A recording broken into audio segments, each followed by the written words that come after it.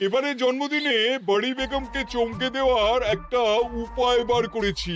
উজির, বলো তো দেখি কি উপায়?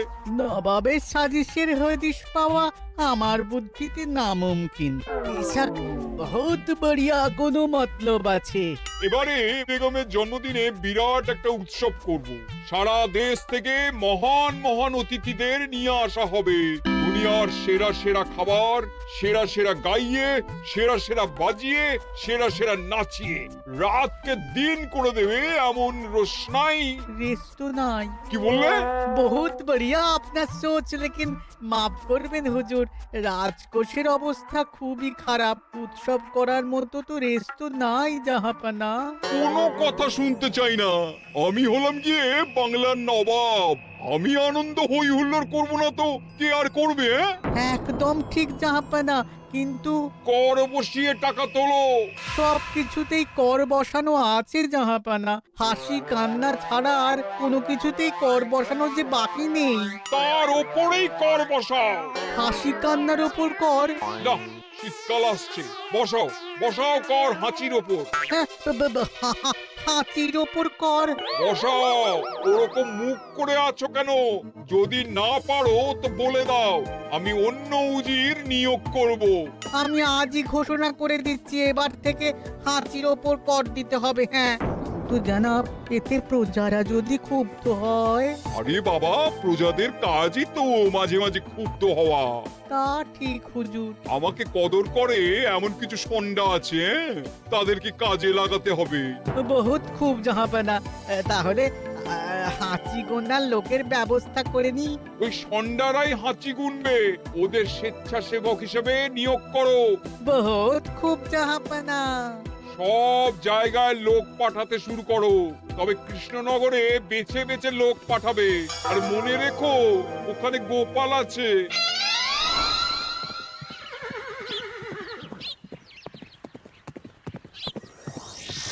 সব জায়গায় কর আদায়কারী পাঠিয়ে দেওয়া হয়েছে জাহাপানা।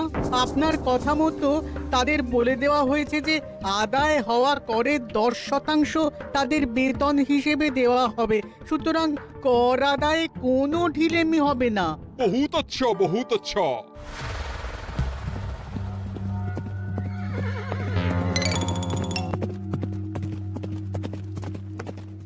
হ্যাঁ, তুমি ঠিক পড়েছো তো মন্ত্রী? হাঁচির উপরে কর? বলেন তো, আর একবার পড়ছি মহারাজ। আসলে এটা নবাবই মশকরা। আমাদের নবাব যে খুবই রসিক মানুষ তা তো আমরা দেখেছি। বারবার কৃষ্ণনগরের সঙ্গে রসিকতা করতে গিয়ে হাঁড়ি ফেটে রস একেবারে মাখামাখি হয়েছে, আর সারা গায়ে পিঁপড়ে ধরেছে। মস্করা নয়, একদম সত্যি কথা। হাঁচির উপরে কর বসানো হয়েছে, আর আমরা হলাম নবাবের খাস হাঁচি গোনার দল। আমরা এই কৃষ্ণনগরে থিতু হয়ে বসলাম বটে। এবারে হাঁচি গুনবো আর মোহর আদায় করব। গোপাল, তুমি কি বলো? সর্দার, তোমাদের এখানে আসা একেবারেই লোকসান হয়েছে। কেন মশাই? আচ্ছা, আপনি গোপাল? না না, আপনার কোনো কথাই শুনবো না। আমাদের বই বই করে বলে দেওয়া হয়েছে, গোপাল হইতে সাবধান। সর্দার, আমি তোমাকে সাবধান হতেই বলছিলাম। হাঁচি ধরতে গেলে তোমাদের খুব সতর্ক থাকতে হবে, কারণ এই কৃষ্ণনগরের বাসিন্দাদের শরীর স্বাস্থ্য এত ভালো যে এখানে কেউ হাঁচে না, কাশে না, ঢেকুর তোলে না, ইয়ে করে না। বলেন কি মশাই? এটা তো নবাবকে জানাতে হচ্ছে। যাও যাও, এক্ষুনি মুর্শিদাবাদে ফিরে গিয়ে নবাবকে জানাও। ওরে, কেউ এদের যাওয়ার ব্যবস্থা করে দে। ওই তো হেঁচেছে। হাঁচি এক, পুরো এক মোহর। হাঁচি দুই, দুই মোহর। আরে, এটা তো হাঁচির বাচ্চা, এটা তো ধরলে চলবে না। কেন? হাঁচি হলেই তো হলো। কি করব সর্দার? লিখবো? দেখ, একবার গুনে যখন ফেলেছি পুরো ছাড়তে পারবো না। আধমোহর লেখ। এটা কাশি, কাশিতে কোনো করের কথা নেই। ওরে লেখ লেখ লেখ লেখ লেখ। হাঁচি তিন, পুরো এক মোহর। হাঁচি চার,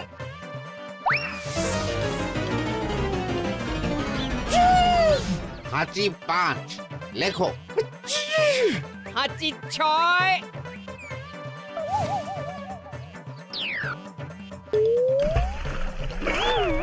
যা।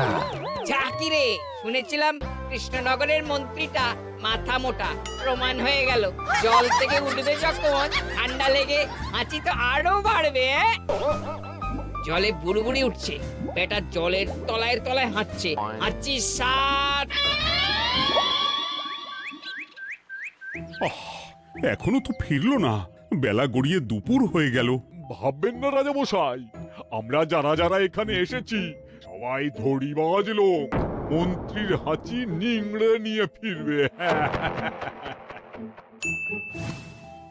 ছি ছি ছি ছি ছি ছি ছি ছি ছি। কি হলো গোপাল? আমরা কৃষ্ণনগরের প্রবাদ প্রতিম আতিথেয়তার অসম্মান করেছি মহারাজ। কেন? কিভাবে? কখন? এখন মহারাজ, এখন এনারা সেই সুদূর মুর্শিদাবাদ থেকে এসেছেন, আর আমরা এতক্ষণ শুধু অন্য কথাই বলে চলেছি, এনাদের আপ্যায়নের ব্যবস্থা করিনি। তাই তো। মহারাজ, আপনি ব্যস্ত হবেন না। এই কে আছো? শোনো, এদের রাজ অতিথিশালাতে থাকার বিশেষ ব্যবস্থা করো। এদের খাবার যাবে মহারাজের পাকশাল থেকে। এদের সব সুবিধে অসুবিধে দেখার জন্য দাস দাসী নিযুক্ত থাকবে। চলো হে চলো। আরে দাঁড়াও সর্দার, হ্যাঁ বলুন। তোমাদের তো আবার গোপালের কথা শোনা বারণ। আমার ব্যবস্থায় বোধহয় তোমরা থাকবে না। বাদ দিন তো, আসলে ভয় ছিল আপনার বুদ্ধিকে, আর ভয় নেই। কেমন আগু পিছু বিচার না করেই বলে ফেললেন এখানে কেউ হাঁচে না। বুঝে গেছি, আসলে গোপাল হলো গল্প। চলো হে চলো, ও বড্ড খিদে পেয়েছে। প্রহরী, এই সর্দারের দলের বাকি লোকগুলো এলে এদেরকেও অতিথিশালায় নিয়ে যেও। হ্যাঁ, আচ্ছা। এ কি গোপাল, এই রক্তচোষাগুলোর জন্য তুমি রাজনিবাস আর রাজভোগের ব্যবস্থা করে দিলে? গোপাল কার পক্ষে মহারাজ? এতক্ষণ গোপালের সব কাজ তো কৃষ্ণনগরের বিপক্ষে গেল। বটেই তো, আমি মনে মনে গণনা করে দেখলাম গোপালের শুল যোগ শুরু হয়েছে। আগামী 1 যুগ ধরে গোপাল যেখানে থাকবে সেখানে রাহুর প্রকোপে দুঃখ দারিদ্র মহামারী একসঙ্গে এসে ধরা পড়বে। মহারাজ, গোপাল কখনো কৃষ্ণনগরের খারাপ ভাবেনি। সে যখন ওই রক্তচোষাদের রাজভোগে রাখার ব্যবস্থা করেছে, তখন বুঝতে হবে এর মধ্যে একটা ঘোরতর পেঁচ আছে। গোপালই তাহলে বলুক কি পেঁচ। মহারাজ, মানুষ বিলাসের সুযোগ পেলে কাজ ভুলে বিলাসেই ডুবে থাকে। কত সম্রাট মহাসম্রাট বিলাসিতায় ডুবে কত সাম্রাজ্য মহাসাম্রাজ্য ভেঙে টুকরো করেছে। এরা তো নবাবের পাঠানো কিছু মূর্খ বালক মাত্র মহারাজ। এদের রাজভোগে ডুবিয়ে দিলে হাঁচির কথা কি এদের মনে থাকবে?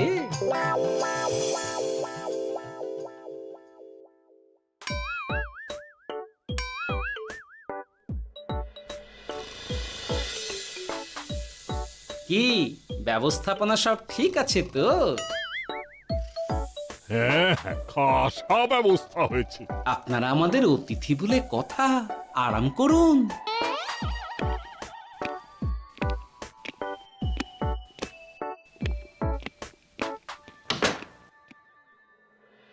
বিজ্ঞানী, তোমার এই দুমুখ আয়না আবিষ্কার তোমার জীবনের সেরা কাজ।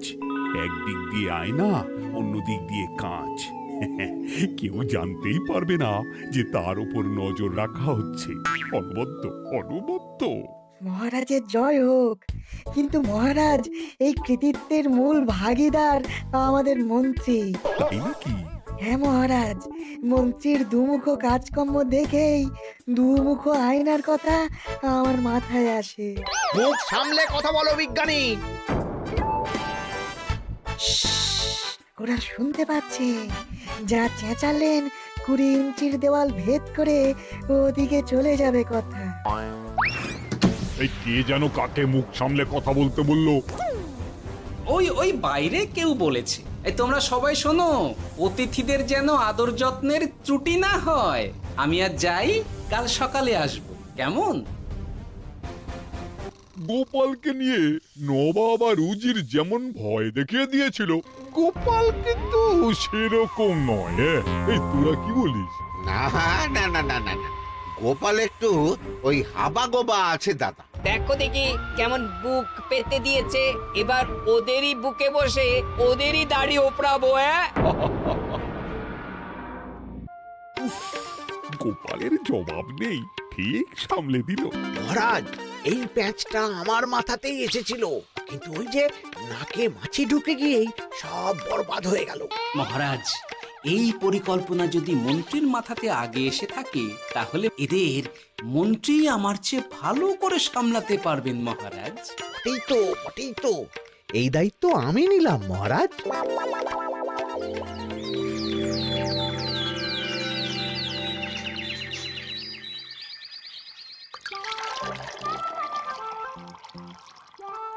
আহা, সকালে ঘুম থেকে উঠে এই রকম বেলের পানা যেন স্বর্গের অমৃত।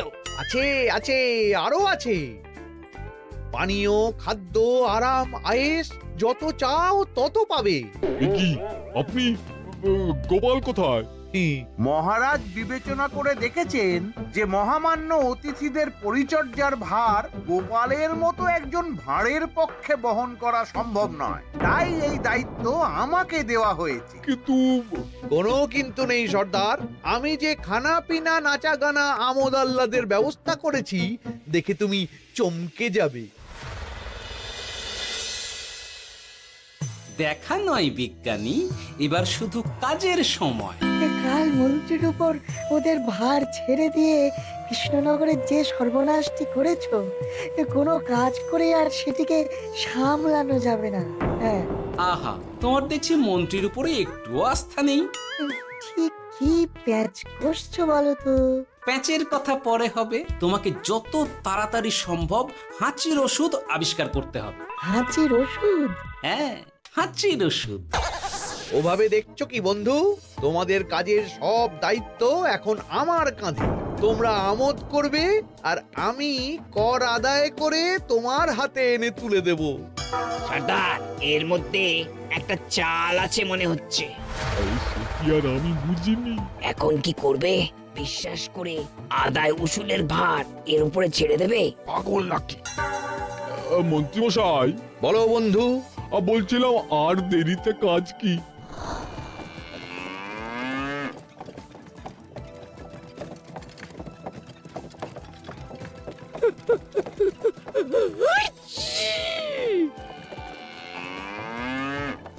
মন্ত্রী, লেখো হাঁচি এক। ওহে, তোমার নাম কি? মন্ত্রেশ্বর হুজুরি আগে। লিখুন মন্ত্রী মশাই, নাম লিখুন। ওহে মন্তেশ্বর, হাঁচি কর, এক মোহর ছাড়ো দেখিনি।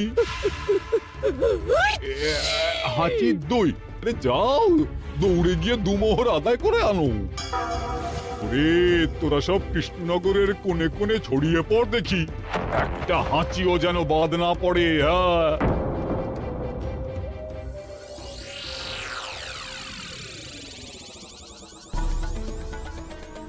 এটা হুজুরে আলাক বর্ধমান, খাম্বাস এবং কৃষ্ণনগর থেকে। চমৎকার চমৎকার। তাহলে গোপাল কিছু করতে পারেনি, আমাদের যুব শক্তি কৃষ্ণনগরকে পুরো নিংড়ে নিয়ে আসছে। মহারাজ কৃষ্ণচন্দ্রের একটা আবেদন আছে জানাব। এই হাঁচি করের 30% যদি ওই রাজ্যকে দেওয়া যায়, তাহলে আদায় উসুল আরো ভালো হবে। ওরা বলেছে যে আপনি যদি 30% দেন, তাহলে কর আদায় একেবারে জান লড়িয়ে দেবে। মঞ্জুর মঞ্জুর। আর একটা আর্জি আছে হুজুর, কৃষ্ণচন্দ্র কদিন বাদে নবাবকে কৃষ্ণনগরে আমন্ত্রণ জানিয়েছে। কেন? কৃষ্ণনগরের নবাব এবং তার উন্নয়ন উপলক্ষে এক মহোৎসব হবে। সেই সঙ্গে শহরে থাকা ইংরেজদের কাছেও নবাবের সৈন্য বলের এবং নবাব ও কৃষ্ণনগরের মধ্যে পারস্পরিক ভ্রাতৃত্বের সম্পর্কের বার্তাও পৌঁছে দেয়া যাবে। নবাবের অধীনস্থ রাজারা নবাবের শত্রু, এই রকম একটা ধারণা থেকে ইংরেজরা ইদানিং বেপরোয়া হয়ে উঠেছে, তাতে লাগাম উঠবে। বহুত খুব, মঞ্জুর মঞ্জুর মঞ্জুর।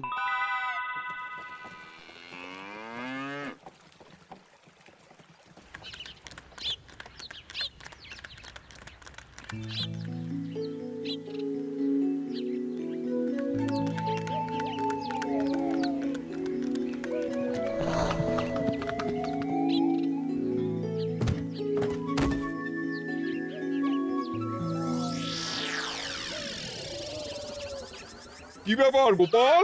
জাহাপনা, বলুন কি খিদমত করব? আমি যা বলবো তাই করবে। অবশ্যই জাহাপনা। क्या बात উজির, তুমি সাক্ষী, মহারাজ কৃষ্ণচন্দ্র আপনিও সাক্ষী।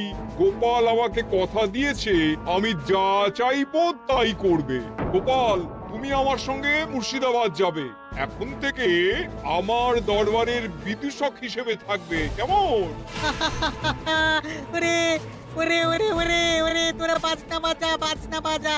এখন থেকে গোপাল আর কৃষ্ণনগরের নয়, গোপাল মুর্শিদাবাদের। চলছে বাজা।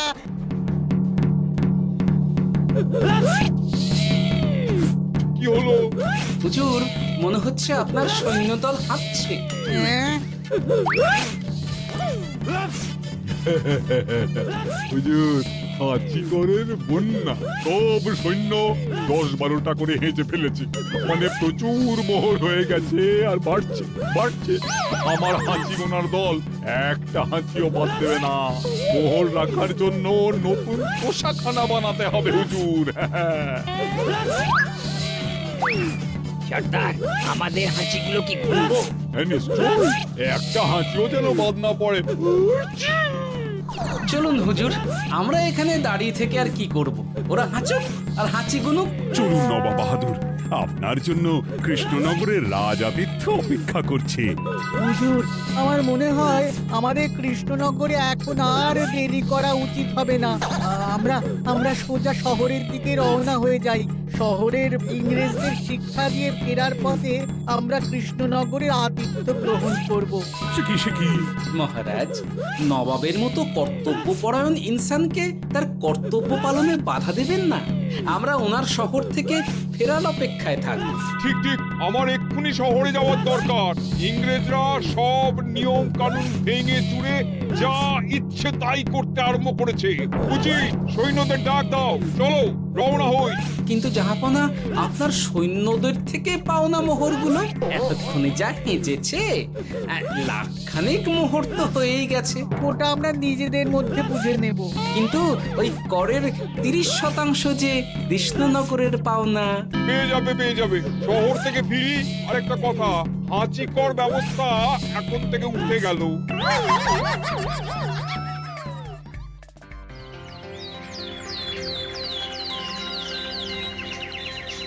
মহারাজ, কিভাবে গোপাল ভাঁড় মহাশয় নবাবের উন্মাদের মতো জারি করা ওই হাঁচিকর থেকে আমাদের সকলকে রক্ষা করেছেন তা আমরা সকলেই জানি। সমাজের তরফ থেকে তাই গোপালকে সামান্য উপহার।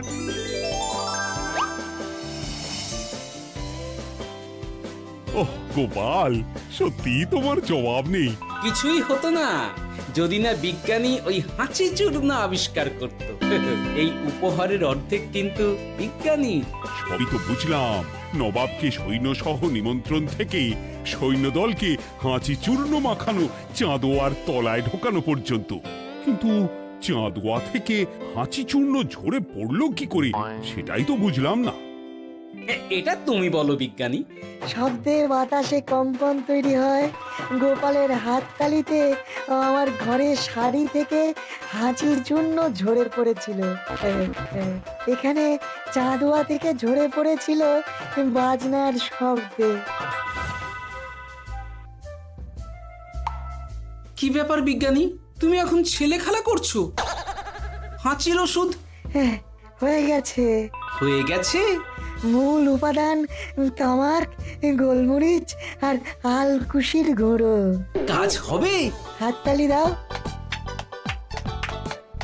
হাইচ! কাজ হলো। ব্যাপারটা কি হলো? ওই শাড়িটাতে হাঁচি চূর্ণ মাখানো আছে, তোমার হাততালির শব্দের কম্পনে ঝরে ঝরে পড়েছে। একবার নাকের কাছে এলে পিঁপড়ে থেকে পিশাচ, হাঁচতেই হবে, হাঁচতে হবেই হবে। নবাব যদি বাজনা বাজাতে না বলতো। আমাদের বাজনদাররা তৈরি ছিল মহারাজ। যাক, সবই ভালোই ভালোই মিটে গেল। যার শেষ ভালো তার সব ভালো। ব্যাস, এখন শুধু একটাই কাজ বাকি। নবাবের কাছ থেকে করে 30% বাবদ পাওনা মোহর মুর্শিদাবাদে গিয়ে নবাবের কাছ থেকে তুমি নিয়ে আসবে। আচ্ছা মহারাজ।